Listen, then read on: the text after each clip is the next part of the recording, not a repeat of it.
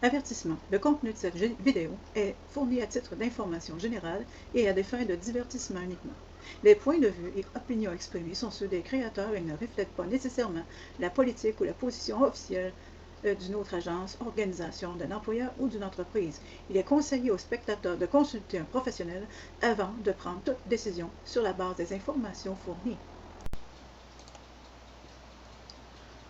Bonjour.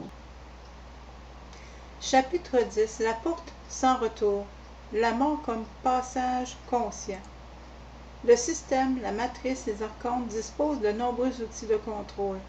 L'argent, le statut social, le plaisir. Mais leur seul outil important, le fouet avec lequel ils maintiennent le troupeau dans l'enclos, c'est la peur de la mort. Ils vous disent que la mort est la fin, qu'elle est l'anéantissement, ou pire encore, qu'il s'agit d'un jugement où un Dieu extérieur décidera de votre sort. Ils vous disent, tenez-vous bien, payez vos impôts, ne vous rebellez pas, et peut-être aurez-vous une belle mort. La peur de la non-existence est le carcan qui vous empêche de vivre avec audace. Le codex des réduits au silence détruit cette peur aujourd'hui.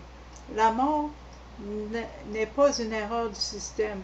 Ce n'est pas une tragédie médicale, ce n'est pas une fin. La mort est une technologie de transition. C'est la porte sans retour. Et ce qui vous attend de l'autre côté ne dépend ni de la chance ni de la miséricorde. Cela dépend de votre niveau de conscience. Si vous mourrez en esclave endormi, vous serez recyclé. Si vous mourrez en souverain éveillé, vous serez libre. Bienvenue à la dernière leçon. Nous allons apprendre à mourir pour pouvoir commencer à vivre. La combinaison de plongée et l'océan. Commençons par l'évidence. Ce que la science médicale voit, mais ne comprend pas.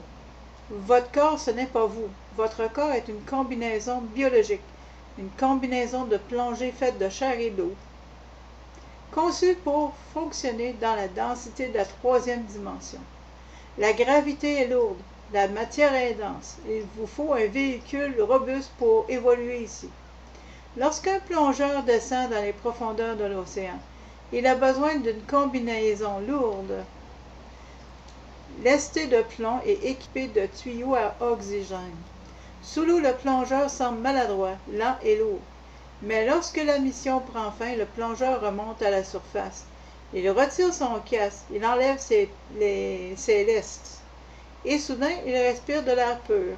Il se déplace librement. Il se souvient qu'il n'est pas une créature marine. Il est une créature de la surface. La mort n'est rien d'autre que le fait d'ôter la combinaison plongée.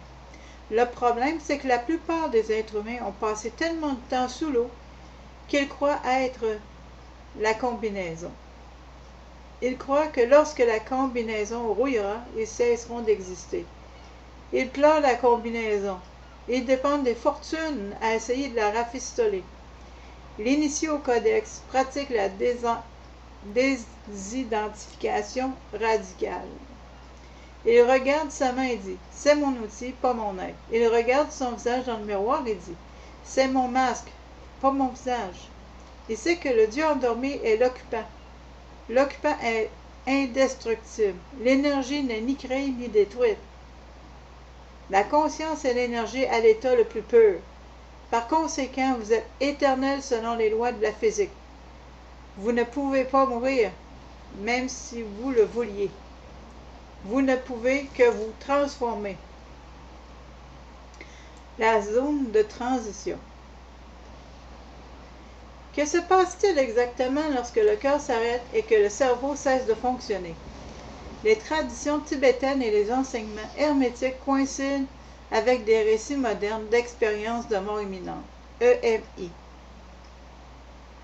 Il n'y a pas de noir, il n'y a pas de néant. Au contraire, il y a trop. Lorsque le fil du cerveau se brise, la réalité totale inonde votre perception. Vous voyez des couleurs qui n'existent pas sur Terre. Vous entendez des musiques qui sont de pures mathématiques. Vous ressentez une expansion infinie. Vous réalisez que vous viviez dans une pièce sombre et que quelqu'un vient d'allumer le soleil. Cet état intermédiaire s'appelle le bardo. C'est une zone de transit psychique. Et c'est là que se joue le destin de votre âme. Car le bardeau est mental. Dans le bardeau, vos pensées se manifestent instantanément. Il n'y a aucun décalage temporel. Si vous mourrez dans la peur, vous verrez des monstres. Si vous mourrez avec une culpabilité religieuse, vous verrez des démons ou des juges. Si vous mourrez avec un attachement à la matière, vous serez piégé sous la forme d'un fantôme incapable de lâcher prise. C'est pourquoi le travail du codex est vital. Vous devez désormais purifier votre esprit avant de mourir. Si votre script caché est rempli de déchets, votre expérience dans le bardeau sera un cauchemar hallucinatoire. Si vous maîtrisez votre esprit, le bardeau sera un terrain de jeu. Si vous traverserez la mort avec la même assurance que celle avec laquelle vous avez traversé la vie. Le piège de la lumière blanche, le recyclage. Nous entrons ici dans le secret le plus sombre du néoplatonisme, un secret qui remet en cause le discours Nouvel Âge consistant à aller vers la lumière.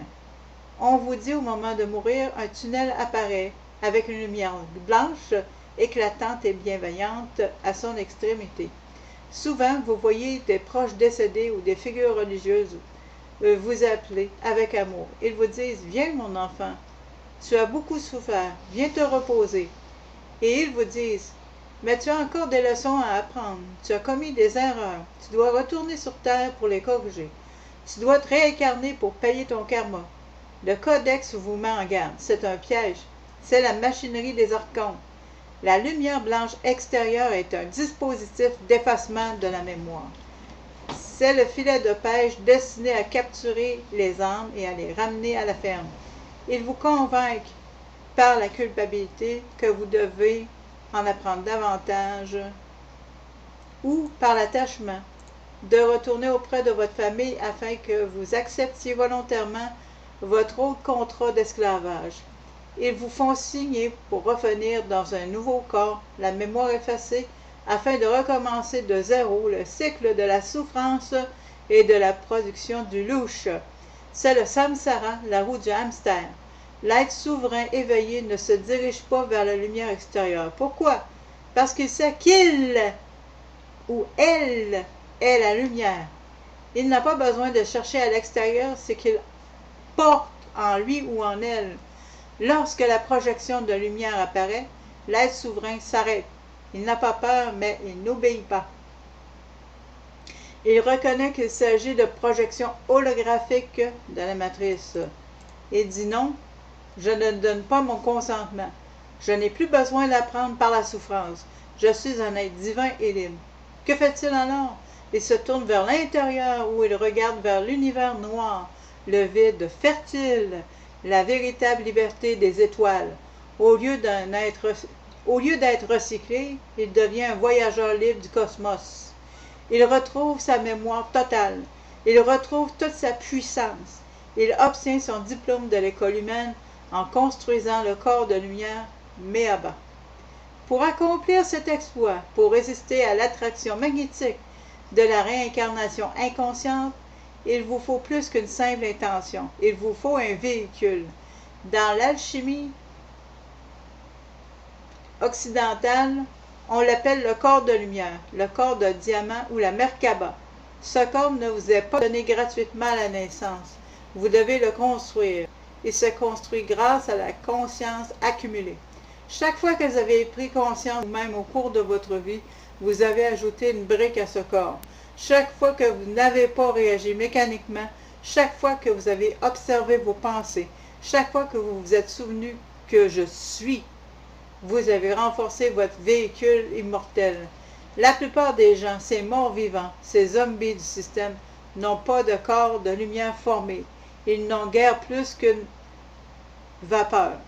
Lorsqu'ils meurent, leur conscience se dissipe comme de la fumée dans le vent et ils vont facilement absorbés par le système de recyclage. Ils n'ont pas de poids spécifique pour résister. L'initié travaille toute sa vie à cristalliser son âme. Pour avoir une conscience si dense, si compacte et si lucide, qu'elle puisse traverser la mort sans perdre la mémoire de qui il est. Georges a dit, L'homme n'a pas d'âme, il doit la mériter. C'est à cela qu'il fait référence. Vous devez la cristalliser par un travail intérieur, la mort quotidienne, la répétition générale. Comment se préparer au grand moment? En mourant un peu chaque jour. Les soufis ont un dicton, meurs avant de mourir. Cela ne signifie pas le suicide, cela signifie le détachement. Chaque nuit, lorsque tu t'endors, tu as l'occasion de répéter la mort. Le sommeil est le petit frère de la mort. Lorsque tu t'allonges, entraîne-toi à lâcher prise sur tout. Lâche prise sur tes rôles. Je ne suis plus le patron, ni le père, ni le mari. Lâche prise sur tes possessions. Rien dans cette maison ne m'appartient. Lâchez prise sur votre corps. Ce véhicule reste ici à l'arrêt. Entrez dans le sommeil nu, n'étant rien d'autre qu'une pure conscience. Si vous parvenez à vous endormir chaque soir dans un détachement total, sans vous accrocher aux problèmes de la journée, vous entraînerez ainsi le muscle de la mort, entre guillemets. Lorsque la mort véritable surviendra, vous ne ressentirez pas de panique. Vous éprouverez plutôt un sentiment de familiarité. Vous direz « Ah oui, je connais cette sensation. Il est temps de lâcher prise et de se débarrasser de ce fardeau. Quel soulagement! » La panique au moment de la mort vient de l'ego qui tente de s'agripper au mobilier alors que le navire est en train de couler. Si vous avez déjà lâché prise sur le mobilier avant que le navire ne coule, vous flottez. L'héritage vibratoire, que reste-t-il? Alors que vous préparez à partir, une question surgit. Que laissez-vous ici? Le système vous dit de laisser de l'argent, des statues, des enfants ou des livres. Mais le codex dit que la seule chose que vous laissez, c'est votre signature vibratoire. Chaque pensée, chaque émotion et chaque acte que vous avez eu ont laissé une trace dans les terres de la terre. Vous avez modifié le tissu de la réalité. Si vous avez vécu dans la peur, vous avez laissé une tache de peur qui affectera ceux qui viendront après vous. Si vous avez vécu en souverain, vous avez laissé une porte ouverte. Vous avez laissé une traînée de feu que d'autres peuvent suivre. Les grands maîtres n'ont pas laissé d'empire physique.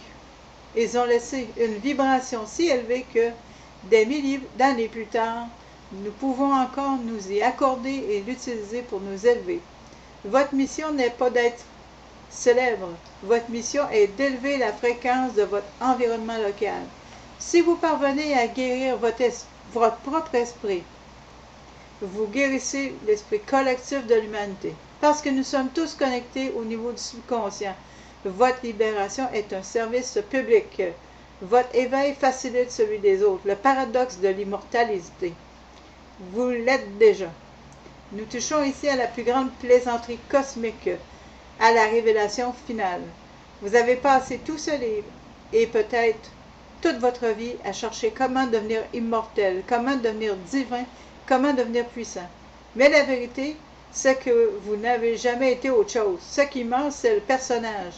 Jean mourra, Marie mourra, leurs histoires, leurs drames, leurs maladies se dissoudront dans la poussière. Mais vous, l'observateur, le témoin silencieux, le « je suis », vous n'êtes jamais né. Vous n'êtes pas né lorsque votre mère vous a mis au monde. Ce n'était que l'avatar entrant dans le serveur. Vous existiez avant le Big Bang. Et vous existerez lorsque la dernière étoile s'éteindra. Vous êtes l'espace dans lequel les choses se produisent. Tu ne peux pas mourir car tu n'es pas une chose. Les choses naissent et meurent. L'espace qui les contient est éternel. L'illumination est simplement le moment où la vague réalise qu'elle est de l'eau. La vague peut se briser contre le rocher et disparaître en tant que forme, mais l'eau reste et demeure de l'eau. Tu n'as pas à hériter l'immortalité, tu dois en prendre conscience. Tu dois cesser de t'identifier à la forme, à la vague, et commencer à t'identifier à la substance, à l'océan, bébé. Que vas-tu faire maintenant? Vas-tu te rendormir? Vas-tu recommencer à t'inquiéter des actualités, de l'argent, de l'opinion des voisins? Il est difficile de se rendormir quand on a vu le lever du soleil. Mais Tu ne peux pas non plus fuir le monde. Tu portes toujours le costume. Tu es toujours dans le jeu. Le défi final est d'être dans le monde sans être du monde. Jouer le jeu avec passion tout en sachant que ce n'est qu'un jeu. Aimer avec intensité mais sans attachement. Bâtir des empires tout en sachant que ce ne sont que des châteaux de sable. Rire dans le drame. Excusez-moi, il y a une tempête. Rire quand le drame vous frappe. Quand vous savez que ce n'est qu'une scène de film. Devenez un infiltré, un agent de l'esprit sur le territoire de la matière. Parcourez les rues avec votre secret. Regardez les gens dans les yeux et voyez qu'en eux, le Dieu endormi, même s'ils ne le voient pas. Soit l'erreur dans le système, soit l'anomalie, soit le virus de la liberté. Tu n'as pas besoin de convaincre qui que ce soit. Ta simple présence vibrant en toute souveraineté fait sur la matrice autour de toi. Là où tu marches, ta peur perd de son. Là où tu marches, la peur perd de son pouvoir. Là où tu parles, le mensonge vacille. Alors, je vais être rendu au chapitre 12, la conclusion, le nouvel hermétiste manifeste final. En vous remerciant de votre écoute et désolé pour les petites hésitations. C'est vraiment une bonne tempête ici.